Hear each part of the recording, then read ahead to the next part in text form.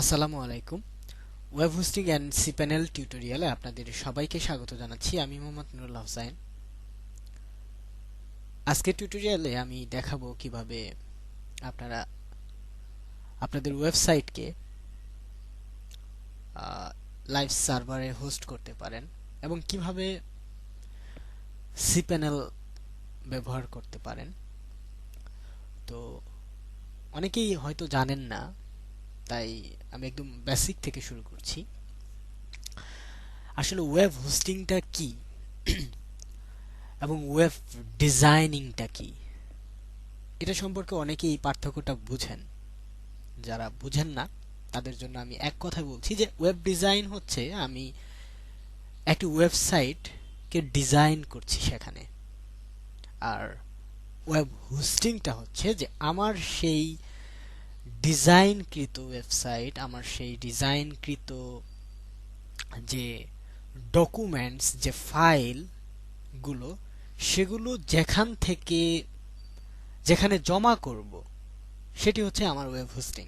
মানে web hosting হচ্ছে একটি স্পেস, একটি ভার্চুয়াল জায়গা যেখানে আমার ডিজাইনকৃত ফাইল, আমার সকল কিছু, আমার ডকুমেন্টসগুলো আমি সেখানে জমা করে রাখবো এবং একটা নির্দিষ্ট ওয়েতে আমি সেগুলোর আউটপুট নিব। তো কারণ আমি একটা জিনিস তৈরি করলাম, এখন এটা যদি আমি কাউকে না দেখাতে পারি তাহলে তো সেটা তৈরি করার কোনো সার্থকতা নেই। আমি একটা ওয়েবসাইট তৈরি করলাম সেটা ভিজিটরদের জন্য, তো ভিজিটর কিভাবে আসবে? আমার ওয়েবসাইটটা ওয়েব হোস্টিং এ, কোনো একটা হোস্টিং এ আমি যখন হোস্ট করব তখনই সেটা লাইভ হবে। তো আমি যদি দেখি যে এই হোস্টিং প্রোভাইডার গুলো, অনেক হোস্টিং প্রোভাইডার রয়েছে, তো তারা কি করে? তারা মূলত গ্রাহককে ওয়েব হোস্টিং এর সার্ভিস দেয়।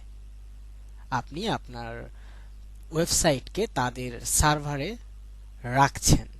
তো এখন আপনি যেন আপনার ইউজার ইন্টারফেস থেকে আপনার ওয়েবসাইটটিকে নিয়ন্ত্রণ করতে পারেন, আপনি আপনার ওয়েবসাইটের ভেতরে যে ফাইলগুলো আছে, আপনারা যারা ওয়েব ডিজাইন পারেন তারা হয়তো জানেন যে আপনার যে এইচটিএমএল, পিএইচপি, এই ফাইলগুলো যে থাকবে, তো সেই ফাইলগুলোকে যেন মেইনটেইন করতে পারেন, সেই ফাইলগুলোকে যে কোনো সময় পরিবর্তন, সংযোজন, বিয়োজন করতে পারেন, সেজন্যই আপনাকে ওয়েব হোস্টিং প্রোভাইডার একটা প্যানেল প্রোভাইড করে। সেটা হতে পারে সি প্যানেল, হতে পারে বিভিন্ন ধরনের ফ্রি প্যানেল। এখানে অনেকগুলো ফ্রি প্যানেল রয়েছে। তো যারা কমার্শিয়াল সার্ভিস দেয় তারা আপনাকে কমার্শিয়াল একটা প্যানেলই দিবে। তো এখান থেকে জনপ্রিয় হচ্ছে সি প্যানেল। এছাড়াও রয়েছে ফ্রির ভিতর জনপ্রিয় জ্যাট প্যানেল। আমি যদি ওপেন সোর্স বেশ কিছু প্যানেলের লিস্ট দেখাই, এখানে ১ নম্বরেই রয়েছে সি প্যানেল, ২ নম্বরে রয়েছে প্ল্যাক্স। তো এরকম আরো আপনারা ইন্টারনেটে দেখতে পারেন যে কি কি প্যানেল রয়েছে। তো মূলত এখন আমি দেখাবো কিভাবে আপনারা সি প্যানেল ব্যবহার করতে পারেন। তো সি প্যানেল আপনি যখন ইচ্ছা তখনই চাইলে ব্যবহার করতে পারবেন না।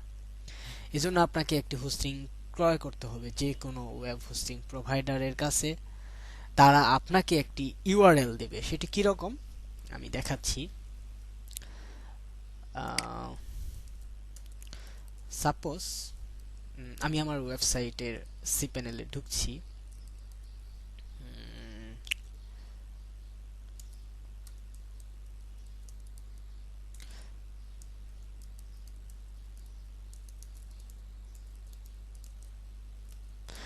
আপনার ওয়েবসাইটের লিংকের পর স্ল্যাশ দিয়ে সি প্যানেলে প্রবেশ করবেন। তো তারপর আপনি আপনার ইউজার নেম এবং পাসওয়ার্ডটি দিয়ে লগ ইন করবেন। এই ইউজার নেম এবং পাসওয়ার্ডটি আপনাকে আপনার ওয়েব হোস্টিং প্রোভাইডার প্রোভাইড করবে। আচ্ছা, তো একটি সি প্যানেলে মূলত আপনি ঢোকার পরই, আপনি cPanel-এ লগ ইন করার পরই সবগুলোতে একই ধরনের ইন্টারফেস দেখতে পাবেন এমন কথা না।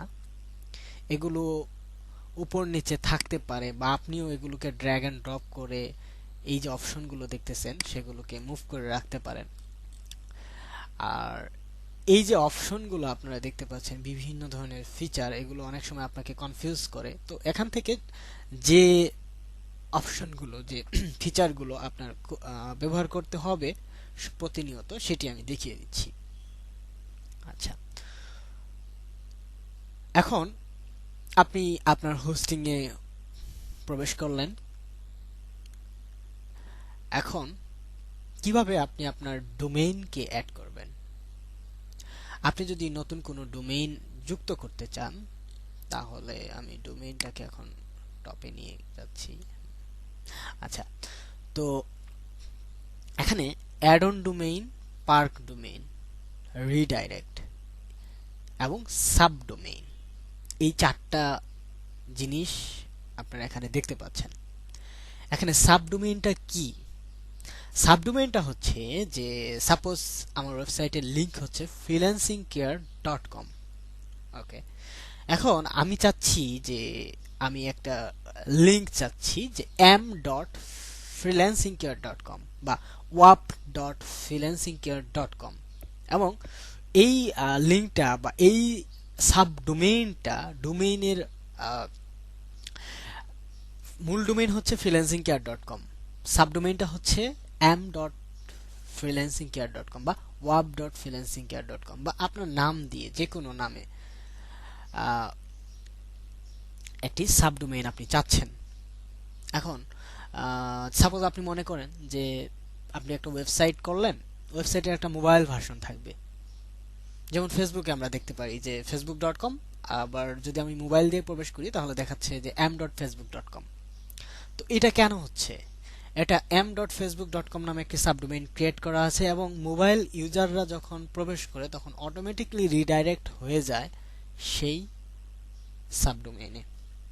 আচ্ছা, সাবডোমেইন কিভাবে ক্রিয়েট করবেন আমি দেখাচ্ছি। সাবডোমেইনে গেলে এখানে আপনার একটি সাবডোমেইনের নাম চুজ করতে পারবেন এখান থেকে। যেমন আমি যদি এখানে দেই যে ওয়াপ, আচ্ছা, wap.freelancingcare.com, এখানে আপনার এই হোস্টিং এ যদি আরো কোনো হোস্ট ওয়েবসাইট থেকে থাকে, আরো কোনো ডোমেইন থেকে থাকে, তাহলে এখানে লিস্টে তা দেখতে পাবেন। আচ্ছা, এখন এই সাবডোমেইনটা ক্রিয়েট করার পর আপনাকে একটি ডকুমেন্ট রুট দেখিয়ে দিতে হবে। ডিফল্ট ভাবে আপনি যে ফোল্ডার লিখবেন সেই ফোল্ডারই এখানে দেখাবে।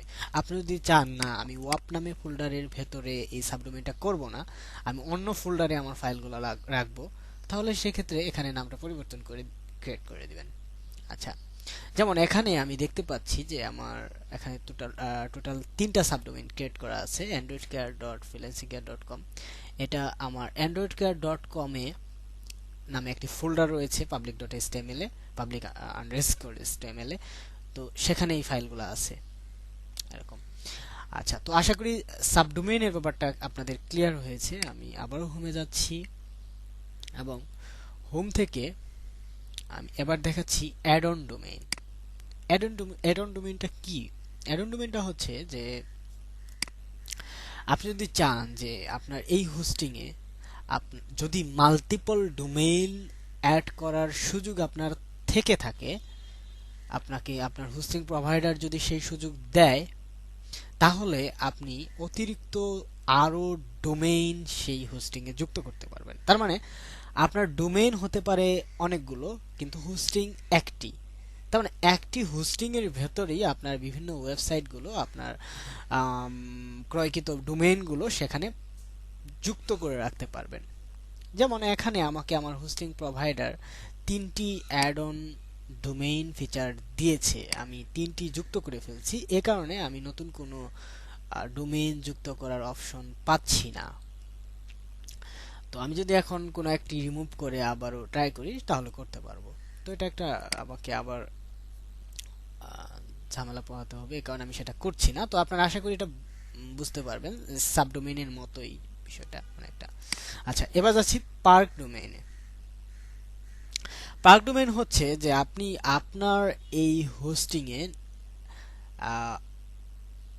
ইচ্ছে মতো আপনার নিজস্ব ডোমেইনগুলোকে পার্ক করে রাখতে পারবেন। এটা অনেকটা অ্যাড অন ডোমেইনের মতোই। এখন আপনি যদি আপনার ডোমেইনের নাম লিখে এখানে অ্যাড ডোমেইনে ক্লিক করেন, তাহলে আপনার ডোমেইনটি এই হোস্টিং এ যুক্ত হবে। তো এখানেই কাজ শেষ না, আপনাকে আপনার ডোমেইনের সি প্যানেলে গিয়ে এই হোস্টিং এর যে নেম সার্ভার রয়েছে সেটি দিয়ে দিতে হবে। তো বিষয়টা আমি ক্লিয়ার করছি একটু পর।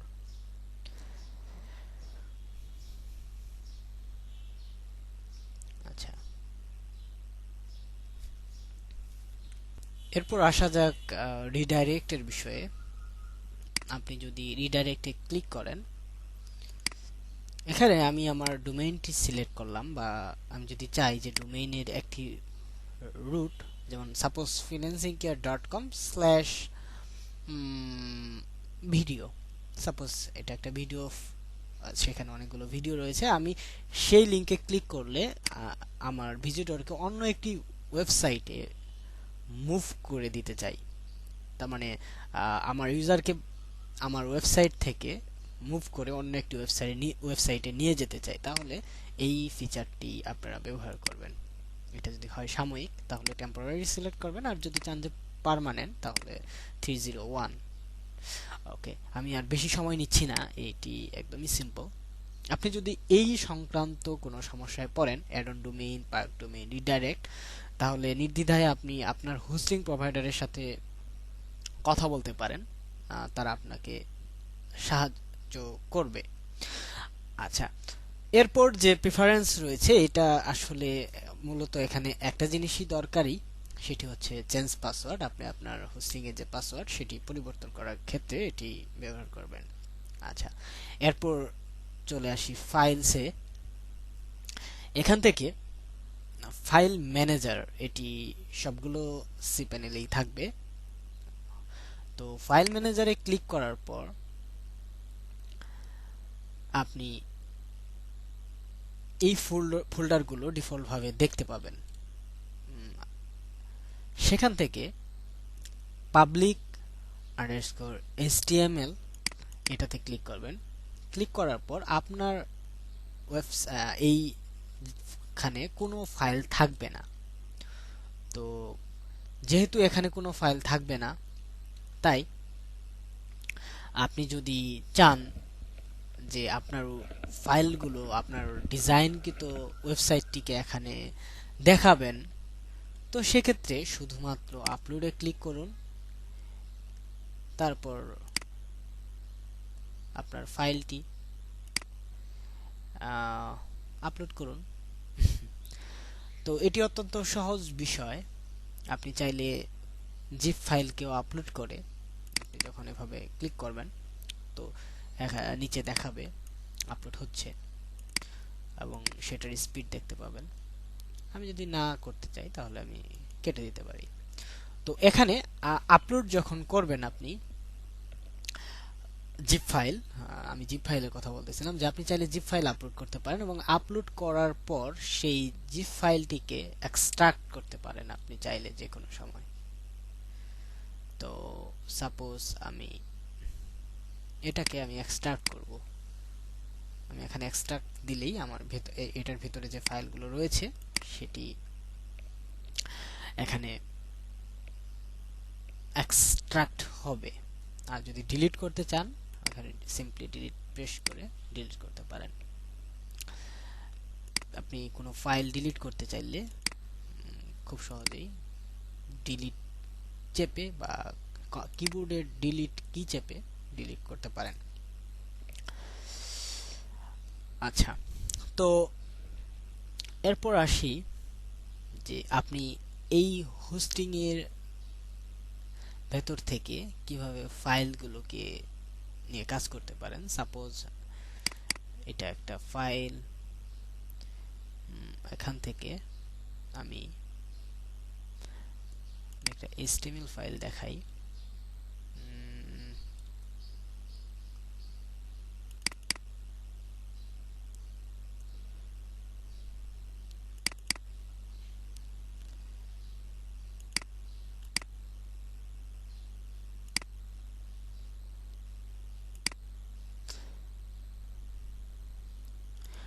আমি বলে দিচ্ছি যে রাইট বাটনে ক্লিক করার পর আপনারা যখন কোড এডিটে ক্লিক করবেন তখন সেটিকে এডিট করতে পারবেন। তো কোড এডিটে ক্লিক করার পর এভাবে নোটপ্যাডের মতো আপনারা যেমন কাজ করেন এখানেও একইভাবে দেখতে পাবেন কোডগুলোকে, এবং এখান থেকে কোনো একটি কোডে পরিবর্তন করতে চাইলে আপনি এখানে পরিবর্তন করতে পারবেন, এবং তারপর সেভ চেঞ্জেসে ক্লিক করলেই সেটি চেঞ্জ হবে। যদি আপনি কোনো পরিবর্তন না করে এই সেভ চেঞ্জে ক্লিক করেন তাহলে ভয়ের কোনো কারণ নেই যে you have made no changes to save.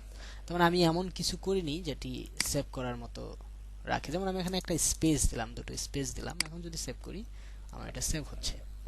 তো আশা করি আপনারা সি প্যানেলে কিভাবে ফাইল এডিট করতে হয় সেটা বুঝতে পেরেছেন। আর এখানে সি প্যানেলের ফাইল আপলোডের বিষয়টি আপনি যেটি এখানে ফাইল ম্যানেজার দিয়ে করছেন সেটি চাইলে ফাইলজিলা নামক সফটওয়্যার দিয়েও করতে পারেন। আপনি যদি ফাইলজিলা দিয়ে প্রবেশ করতে চান তাহলে সেক্ষেত্রে আপনার হোস্টিং এর নাম, আপনার আমি একটি হোস্টিং এ প্রবেশ করছি, যেমন আপনার হোস্টের নাম, ইউজার নেম এবং পাসওয়ার্ড দেওয়ার পর সেই একইভাবে আপনি এখানে পাবলিক এচটিএমএল দেখতে পাবেন। পাবলিক এচটিএমএল ফোল্ডারের ভেতর যে ফাইলগুলো রয়েছে সেগুলো দেখতে পাবেন। আপনি যদি চান যে এডিট করবেন আপনি সরাসরি রাইট বাটনে ক্লিক করে ভিউ এডিটে ক্লিক করুন, নোটপ্যাডে সেই ফাইলটি ওপেন হবে। তো তারপর এডিট করে, সাপোজ আমি এখানে একটা এডিট করলাম, এখন যদি কন্ট্রোল এস চাপি এখানে বলবে যে সেভ করব কিনা। হ্যাঁ, আমি এস দিচ্ছি, ফাইলটি সেভ হয়ে গেল। তো ফাইলজিলা দিয়ে কাজ করার এক্ষেত্রে সুবিধা হচ্ছে আপনি দ্রুততম সময়ে কাজ করতে পারেন এবং নির্ভুলভাবে কাজ করতে পারেন অনেকটা। আচ্ছা, তো এই গেল ফাইলের বিষয়টি। এখানে আরো অনেক ফিচার রয়েছে, সবগুলো দেখাতে গেলে অনেক সময়ের ব্যাপার। তারপর আমি এখানে আরেকটা গুরুত্বপূর্ণ বিষয় দেখাচ্ছি, সেটি হচ্ছে এফটিপি অ্যাকাউন্ট। এফটিপি অ্যাকাউন্টটি হচ্ছে আমি একটু আগে যেটি দেখালাম যে ফাইলজিলা দিয়ে আমি এখানে ফাইলজিলা দিয়ে আমার ওয়েবসাইটে প্রবেশ করছি। তো ফাইলজিলা দিয়ে যদি আমি আমার ওয়েবসাইটে প্রবেশ করতে চাই সেক্ষেত্রে আমার এখানে হোস্ট লাগছে, আমার ইউজার নেম লাগছে, আমার পাসওয়ার্ড লাগছে। তো সেটি কিভাবে পেতে পারি, যেমন এখানে আমি একটি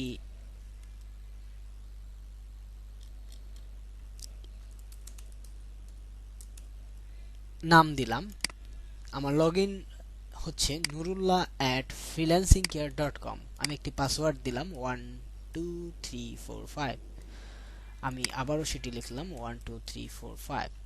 ওকে, এখন আমি কোন ডাইরেক্টরিটা অ্যাক্সেস করতে পারবো? এখন আমার এফটিপি অ্যাকাউন্টে যদি আমি একটি নির্দিষ্ট ফোল্ডারকে দিয়ে দেই তাহলে আমি শুধু এই এফটিপি অ্যাকাউন্ট দিয়ে সেই ফোল্ডারেই প্রবেশ করতে পারবো। আচ্ছা, এখানে লক্ষ্য করুন যে একটি ওয়েবসাইটের ভেতর অনেকগুলো ফোল্ডার থাকে। এখন public.htmlটা হচ্ছে সবার প্রথম। আপনি যদি আমি যদি ফোল্ডার স্ট্রাকচারটা এখানে দেখাই, হ্যাঁ, আমি যদি হোমে যাই প্রথমেই রয়েছে public.html। এখন এটার ভেতরে প্রবেশ করার পর আমি বাকি ফোল্ডারগুলো পাবো। সাপোজ এখানে androidcare.com, এটি একটি ওয়েবসাইট, এখানে এই ওয়েবসাইটের সবগুলো ফাইল এখানে রয়েছে। আচ্ছা, তো আমি যদি চাই যে একজনকে শুধু এই ওয়েবসাইটের অ্যাক্সেস দিব তাহলে সেটি এখানে কি দিতে হবে, এখানে androidcare.com-টাকে কপি করতে হবে এবং public.html/androidcare.com। আশা করি বুঝতে পেরেছেন। তারপর এখানে সেই যদি লিংকটা ভ্যালিড হয় আপনাকে সাজেশন দেখাবে, সেটি শুধু ক্লিক করবেন। ওকে, এখন যদি আমি তাকে অন্য একটি ফোল্ডারের লোকেশন, সাপোজ এখানে দেখতে পাচ্ছেন বা bazaranlimited.com বা অ্যাপয়েন্টমেন্ট, আমি তাকে অ্যাপয়েন্টমেন্টের অ্যাক্সেসটা শুধু দিব। তাহলে শুধু সেই ফোল্ডারটির নাম লিখে ক্রিয়েট এফটিপি অ্যাকাউন্ট, এখানে অনেকগুলো আরো এফটিপি অ্যাকাউন্ট রয়েছে, তো আপনারা এইভাবে এফটিপি অ্যাকাউন্ট ক্রিয়েট করে প্রবেশ ফাইলজিলা দিয়ে সেখানে প্রবেশ করতে পারেন বা ওয়েবসাইটকে অ্যাক্সেস করতে পারেন। এখানে হোস্টটা কি হবে, আমি পেলাম ইউজার নেম যেটা লগইনে থাকে। ওকে, অবশ্যই আপনারা দিবেন সেক্ষেত্রে নাম আপনার website.com। ওকে, তারপর পাসওয়ার্ড আমি যেটা দিলাম, আর হোস্ট হচ্ছে আপনি যে ওয়েবসাইটে আপনার ফাইলগুলো হোস্ট করবেন সেটি হচ্ছে হোস্ট। তো সেক্ষেত্রে লিঙ্কটা হবে এরকম যে ftp.freelancingcare.com। আপনার ওয়েবসাইটটি যদি হয় সাপোজ multimedia.com, সেটা হবে ftp.multimedia.com। ইউজার নেম হচ্ছে সাপোজ আপনার নাম @multimedia.com। পাসওয়ার্ড আপনার যে পাসওয়ার্ডটি থাকবে পোর্টের ঘরটা খালি রেখে আপনারা কুইক কানেক্ট দিতে পারেন। তো আশা করি ফাইল কিভাবে এফটিপি দিয়ে অ্যাক্সেস করতে হয় এবং ওয়েব সার্ভার থেকে অ্যাক্সেস করতে হয় সেটা বুঝতে পেরেছেন। ওকে, এখন এখানে আরো কিছু ফিচার রয়েছে, যেমন এখানে R1 সফটওয়্যার রেস্টোর ব্যাকআপ। এটি হচ্ছে আপনার ওয়েবসাইটে কোনো ফাইল সমস্যা হলে, আপনার ওয়েবসাইটটি কোনো কারণে কোনো ফাইল ভুলে ডিলিট করে ফেললে আপনি ব্যাকআপ নিতে পারেন। এই ফিচারটা আপনি সবগুলো হোস্টিং এ পাবেন না। এখানে আপনার হোস্টিং প্রোভাইডার যদি সেই সুযোগ রাখে তবেই আপনি এই ধরনের কোনো ফিচার পেতে পারেন যে ব্যাকআপ। তো সেটি ক্রন জব দিয়ে আপনারা করে নিতে পারেন ম্যানুয়ালি, সেটা আমি দেখাবো। আচ্ছা, তো এখানে এসইওর কিছু এন্ড মার্কেটিং কিছু টুল রয়েছে, এগুলো আপনারা দেখে নিতে পারেন, আমি এখন দেখাচ্ছি না। তো আরেকটা বিশেষ জিনিস সেটা হচ্ছে ইমেইল। আপনার ওয়েব হোস্টিং এ আপনার ওয়েবসাইটের নামের সাথে একটা ইমেল অ্যাড্রেস যদি আপনার দরকার হয়, যেমন এখানে আমার ওয়েবসাইটটি হচ্ছে freelancingcare.com। এখন আমি যদি একটা ইমেল অ্যাড্রেস চাই যে contact@freelancingcare.com, তাহলে সেক্ষেত্রে আমাকে ইমেল অ্যাকাউন্টে গিয়ে ইমেলটি ক্রিয়েট করতে হবে। যেমন এখানে আমি দেখতে পাচ্ছি যে টোটাল 4টি ইমেল অ্যাড্রেস রেজিস্ট্রেশন করা আছে, admin@freelancingcare.com, কন্টাক্ট সজীব, সজল। তো এই যে অ্যাড্রেসগুলো আপনি আনলিমিটেড ক্রিয়েট করতে পারেন। আপনার হোস্টিং প্রোভাইডার যদি লিমিট দেয় তবেই সেক্ষেত্রে লিমিটটা প্রযোজ্য হবে। মূলত আনলিমিটেড ইমেল অ্যাকাউন্টের ফিচারটাই থাকে মোটামুটি সবগুলো ভালো মানের ওয়েব হোস্টিং এ। আচ্ছা, যেমন এখানে আমি লিখছি info@freelancingcare.com, পাসওয়ার্ড আমি দিচ্ছি 12345। ওকে, এখানে মেল বক্স কোটা এটাকে আনলিমিটেড করে দিন, তারপর ক্যাট অ্যাকাউন্ট। এখানে info@freelancingcare.com নামে একটি ইউজার অ্যাকাউন্ট তৈরি হলো। এখন যদি আমি এটা ব্যবহার করতে চাই তাহলে কি করতে হবে, তাহলে আমাকে ওয়েব মেইলে যেতে হবে, অথবা আপনি সরাসরিও লগইন করতে পারেন যে freelancingcare.com/webmail। ওকে, সেটাতে যাওয়ার পর আপনারা এই পেজটি দেখতে পাবেন, পেজটি ওপেন হচ্ছে। আমি এখানে 3টি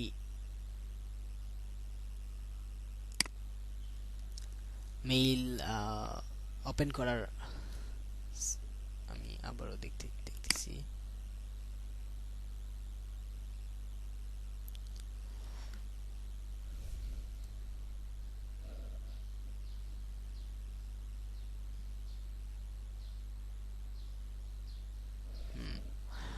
তো আমার আগের লগইন করা যে অ্যাকাউন্ট ছিল সেটি এখানে এসে গেছে। আমাকে যেটা করতে হবে সেটা হলো আমাকে সাইন আউট করতে হবে। তো সাইন আউট করার পর এখানে ইনফো পাসওয়ার্ড 12345, তারপর লগইন করুন। আমি এটাকে রিমেম্বার করতে চাচ্ছি না। তো এখানে 3টির যে কোনো একটি ব্যবহার করতে পারেন, যেমন আমি যদি রাউন্ড কিউব ব্যবহার করি তাহলে সেটি আপনার মেইলটি রাউন্ড কিউব ওপেন হবে এবং সেখান থেকে জিমেইল ইয়াহুর মতো অ্যাক্সেস করবেন। যদি নতুন মেইল পাঠাতে চান কম্পোজ তারপর পাঠান। এটা একদমই বেসিক বিষয়, আশা করি আপনারা এগুলো পারবেন। তারপর আমি দেখিয়ে দিচ্ছি, যেমন আপনি যদি কাউকে মেইল করতে চান, suppose nirb.st@com test mail, this is my mail, ওকে। তারপর সেন্ড। ও আমার এখানে মেল সার্ভারে মনে হয় ও না, চলে আসছে, মেল সার্ভারের সমস্যা দূর হয়েছে। তো মেলটি সেন্ড হওয়ার পর আপনার ইনবক্সে চলে আসবে বা যেখানে মেল পাঠাবেন। আমার এখানে মেল সার্ভারের সমস্যা রয়েছে একটু। আচ্ছা, তো ইমেইলের বিষয়টা দেখানো হলো। এরপর এখানে আর প্রয়োজনীয় তেমন কিছু নেই।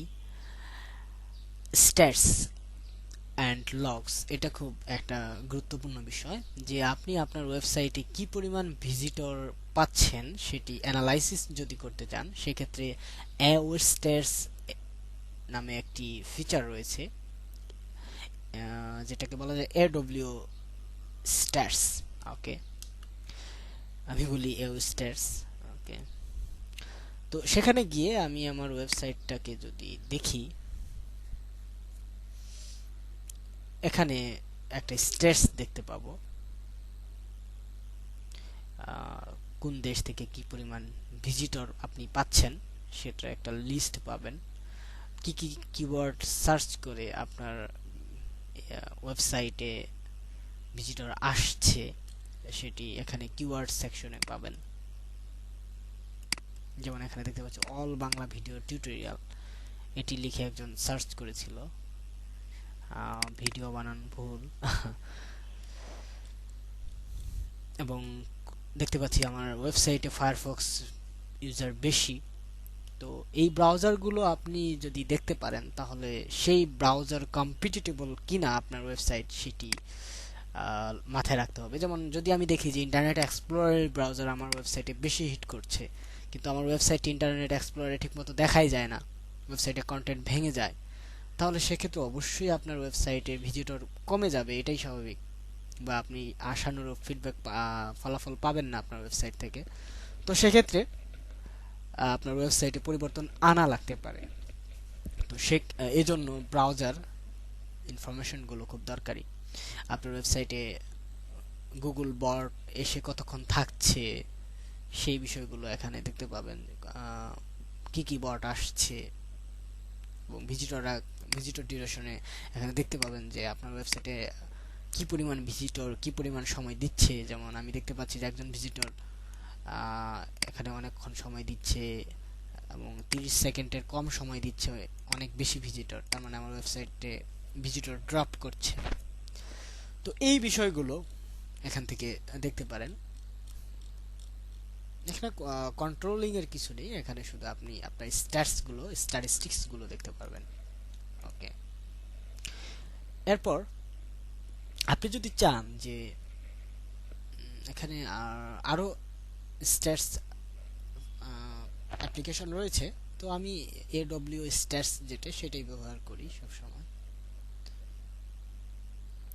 আপনি যদি চান যে আপনার একটি ডিরেক্টরিকে যেখানে আপনি ফাইলগুলো রেখেছেন সেটি পাসওয়ার্ড প্রোটেক্ট করতে চান, তাহলে এটি ব্যবহার করতে পারেন। আপনি যদি আইপি দিয়ে আপনার ওয়েবসাইটটিকে ব্লক করে দিতে চান, যে এই নির্দিষ্ট আইপির ইউজারগুলো আপনার ওয়েবসাইটকে দেখতে পাবে না, সেক্ষেত্রে আইপি ডিনাই ম্যানেজারটা ব্যবহার করতে পারেন। এখানে ডাটাবেস এবং পিএইচপি মাই অ্যাডমিন, এটি অত্যন্ত গুরুত্বপূর্ণ একটা বিষয়। তো এটি দিয়ে আমি আজকের টিউটোরিয়াল শেষ করছি। আপনি যদি আপনার ওয়েবসাইটে ম্যানুয়ালি ডাটাবেস ক্রিয়েট করতে চান, তাহলে অবশ্যই আপনাকে মাইএসকিউএল ডাটাবেসে যেতে হবে। তো এখানে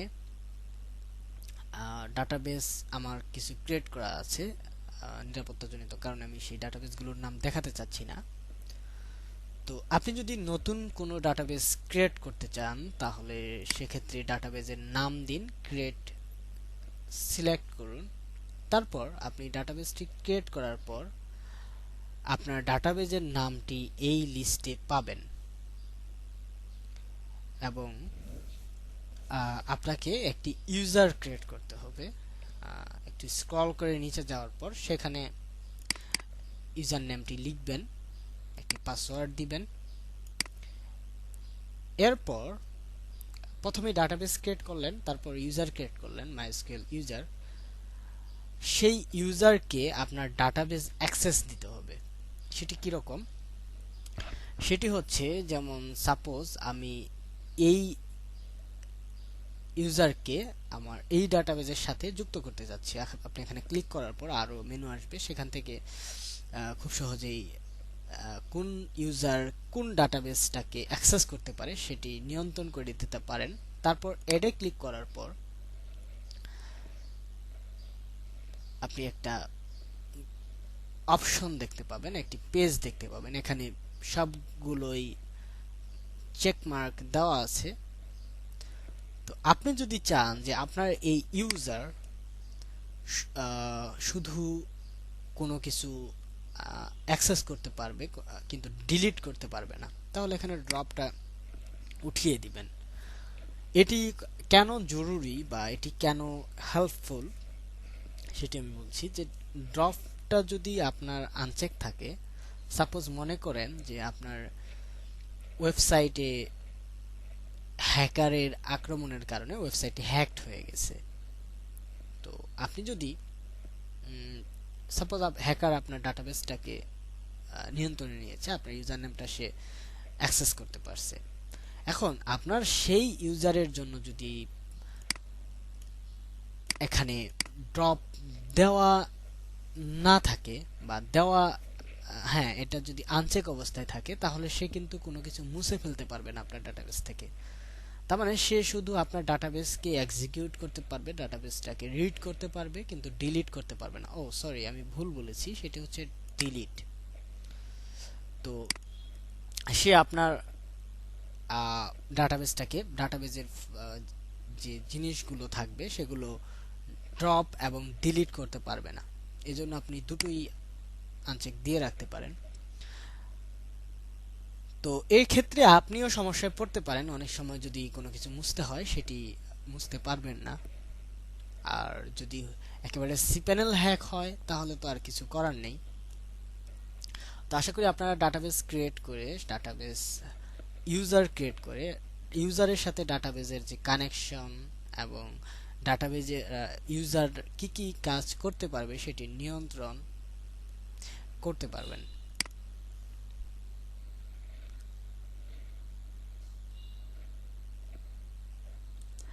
এখন আমি দেখাচ্ছি কিভাবে একটি ডাটাবেস অ্যাক্সেস করতে হয়। আমি যদি পিএইচপি মাই অ্যাডমিনে যাই, আমি পিএইচপি মাই অ্যাডমিনে যাওয়ার পর এখানে আমার ডাটাবেসে সরাসরি ঢুকে গেছে। তো সেটি আপনার ক্ষেত্রে নাও হতে পারে। সেক্ষেত্রে আপনার ইউজার নেম এবং পাসওয়ার্ড যেটি ক্রিয়েট করলেন ইউজার অ্যাড ইউজারে গিয়ে, সেটি দিয়ে আপনার পিএইচপি মাই অ্যাডমিনটি ওপেন করুন। এখন সেটি ওপেন করার পর সেই ইউজারকে যে ডাটাবেসের অ্যাক্সেস দেওয়া হয়েছে সেটি সে সুন্দরভাবে অ্যাক্সেস করতে পারবে। এবং পিএইচপি মাই অ্যাডমিনের যে অপশনগুলো সেগুলো হয়তো আপনারা জানেন, যারা লোকাল হোস্টে ওয়ার্ম সার্ভার বা জাম সার্ভার দিয়ে আপনারা কাজ করেন তারা বেশ ভালোভাবেই জানেন, এবং এটি অত্যন্ত প্রয়োজনীয় একটি বিষয় ওয়েব ডিজাইনের ক্ষেত্রে।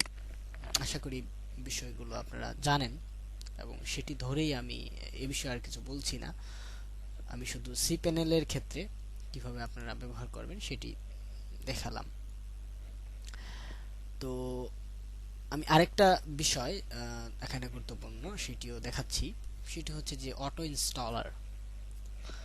আপনি যদি চান যে আপনার হোস্টিং এ যে স্ক্রিপ্টগুলো দেওয়া আছে, যে অ্যাপ্লিকেশনগুলো দেওয়া আছে সেগুলো ইনস্টল করতে, তো সেটি খুব সহজেই করতে পারেন। যেমন আমি চাচ্ছি যে আমার ওয়েবসাইটে, আপনারা তো ওয়ার্ডপ্রেস নিয়ে অনেকেই অনেক কাজ করেন, তো সেটি জানেন। আমি আর নতুন করে দেখাচ্ছি না, আমি অন্য একটি বিষয় দেখাচ্ছি। যেমন আমি চাই যে আমার ওয়েবসাইটে প্রেস্টাশপ ইনস্টল করব। আমি যদি প্রেস্টাশপে ক্লিক করি, সফটওয়্যার অ্যাপস ইনস্টলারে গিয়ে ইনস্টল, এখন আমি কোন ভার্সনটি ইনস্টল করতে চাই সেটি দেখিয়ে দিতে পারবো। আমি যদি older ভার্সন ইনস্টল করতে চাই অবশ্যই লেটেস্টটাই দেওয়া থাকবে এবং সেটি আসলে এখানে কোনো কিছু ক্লিক করার দরকার নেই। আপনার যদি SSL থাকে তাহলে HTTPS ও দিতে পারেন। আচ্ছা, তারপর আপনার ডোমেইনটিকে চুজ করেন যে কোন ডোমেইনে আপনার সেই অ্যাপ্লিকেশনটা ইনস্টল হবে এবং সেটি কোন ডাইরেক্টরিতে হবে। আপনি যদি চান যে আপনার ওয়েবসাইটে সরাসরি গিয়ে রুট ডিরেক্টরিতে থাকবে তাহলে সেটি মুছে দিন। এখন আপনি যদি আপনার ডোমেইনটি যখন যুক্ত করেছেন অ্যাড অন ডোমেইনে গিয়ে, তখন কোনো একটি ফোল্ডার যদি দিয়ে থাকেন, সাপোজ আমি প্রথমেই দেখিয়েছিলাম যে ওয়াপ নামে একটি সাবডোমেইন ক্রিয়েট করলাম, এখানে যদি সাবডোমেইন ক্রিয়েট করি সেটিও এখানে থাকবে। তো সেই সাবডোমেইনটিকে আমি একটি ডাইরেক্টরি দেখিয়েছিলাম যে এই ডাইরেক্টরির ভিতরে, আপনারা হয়তো অনেকেই ভুলে গেছেন, আমি আবারও দেখাচ্ছি যে আমি যখন কোনো একটি ডোমেইন অ্যাড অন আমার এখন কাজ করবে না, আমি যদি পার্ক করি অ্যাড ডোমেইন, আচ্ছা আমার তো এখন ডোমেইনটা নেই, আমি সাবডোমেইন দিয়ে বুঝাই। যেমন আমি যদি একটি সাবডোমেইন এখানে ক্রিয়েট করি, তো আমার এই সাবডোমেইনটা কোন ডকুমেন্ট রুটে থাকবে আমি কিন্তু এখানে দেখিয়ে দিতে পারতেছি। আমি যদি চাই যে আমার এখানে নুরুল্লাহ নামে একটি ফোল্ডারের ভেতর আমার ফাইলগুলো থাকবে এবং সেখানেই আমি প্রেস্তাশপটা ইনস্টল করতে চাই, তাহলে এখানে সেই ফোল্ডারটার নাম দিতে হবে। আশা করি আপনারা জিনিসটা ক্লিয়ারলি বুঝতে পেরেছেন, এখানে লেখাই রয়েছে। তারপর সেই ডাটাবেজ নেম, আপনি যদি চান যে আপনি এক্সিস্টিং কোনো ডাটাবেজে প্রেস্তাশপ ইনস্টল করবেন তাহলে সেটি দিয়ে দিন এখানে, আর তা না হলে ডিফল্ট ভাবে এখানে প্রেস 5 to 8 রয়েছে, এটিকে মনে রাখা খুব কষ্টকর হয়ে দাঁড়াবে, এই কারণে আপনি এটি চেঞ্জ করে নিতে পারেন। এখন আপনি যদি চান যে নতুন একটি ডাটাবেস এখান থেকে ক্রিয়েট করবেন সেটিও করতে পারেন। এখানে আপনি যে নাম দিবেন, এখানে সাপোজ আমি দিচ্ছি যে আমার একটি নতুন শপ, নিউ শপ হতে পারে, আপনার স্টোর নেম, এগুলো অ্যাপ্লিকেশনের যে ডিফল্ট সেটিং সেগুলো দিয়ে ইনস্টলে ক্লিক করলে সেটি ইনস্টল হয়ে যাবে। আচ্ছা, তো সিপ্যানেলে মোটামুটি খুবই সহজ, আপনারা আশা করি যারা নতুন সাহস হারাবেন না, আপনারা অ্যাক্সেস করতে পারবেন সিপ্যানেলে। আর যে বিষয়গুলো এখানে জানেন না সেগুলো জানার চেষ্টা করবেন ইন্টারনেট থেকে। আমি সব শেষে এই বাম পাশের যে স্ট্যাটিস্টিক্স গুলো দেওয়া আছে সেটি হালকা বুঝিয়ে দিচ্ছি। যেমন এখানে মেইন ডোমেইন বলতে বোঝানো হচ্ছে যে যে ডোমেইনটি আপনি হোস্টিং প্রোভাইডারকে দিয়ে রেজিস্ট্রেশন করিয়ে নিয়েছেন সেটি। এরপর হোম ডিরেক্টরি, সেই হোস্টিং প্রোভাইডার আপনার জন্য একটি ডিরেক্টরি ক্রিয়েট করেছে, সেই ডিরেক্টরিটির নাম কি, যেমন আমার ইউজার নেম এটি। ওকে, লাস্ট লগইন, আমি এই আইপি থেকে সবশেষ লগইন করেছি, মানে এখন করছি, ব্যবহার করছি যে আইপিটি। সিপিইউ ইউজেস, আমার সিপিইউ কি পরিমাণ ব্যবহার হচ্ছে, আমার ভার্চুয়াল মেমোরি কি পরিমাণ ব্যবহার হচ্ছে, আমার ফিজিক্যাল মেমোরি কি পরিমাণ ব্যবহার হচ্ছে, entry process, number of process, IO usage, disk space usage, monthly bandwidth, email account, subdomain, park domain, add on domain, FTP account, সবগুলো স্টেটস এখানে পাবেন। এখানে হচ্ছে ডাটাবেজের কাউন্ট। আর এই চিহ্নটি দ্বারা বোঝানো হয়েছে যে আপনি এখানে আনলিমিটেড, আমি এখানে একটু জুম করে দিচ্ছি আপনাদের বোঝার সুবিধার্থে, এটি হচ্ছে আনলিমিটেড, তার মানে আমি আনলিমিটেড ইমেল অ্যাকাউন্ট ক্রিয়েট করতে পারবো, কিন্তু আমার এখানে 5টি ইমেল অ্যাকাউন্ট ক্রিয়েট করা আছে। পার্ক ডোমেইনের ক্ষেত্রেও তাই, সাবডোমেইনের ক্ষেত্রেও তাই, অ্যাড অন ডোমেইনের ক্ষেত্রে কিন্তু এটা আনলিমিটেড না। এখানে 3টি ডোমেইনকে যুক্ত করার সুযোগ দেওয়া ছিল, আমি অলরেডি 3টি করে ফেলেছি এবং আমার একটা মেইন ডোমেইন, টোটাল 4টা ডোমেইন, তো 4টা ডোমেইন এখানে যুক্ত আছে। FTP account, operating system, shared IP address, এটি হচ্ছে আপনার ওয়েবসাইটের আইপি। এছাড়া আপনার সি প্যানেলের ভার্সন এবং অন্যান্য জিনিস সেখানে রয়েছে। তো আশা করি আপনারা বুঝতে পেরেছেন কিভাবে সি প্যানেল ব্যবহার করতে হয়।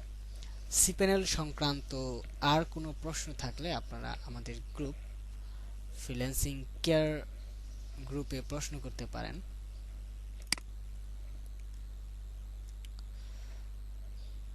তো ধন্যবাদ সবাইকে।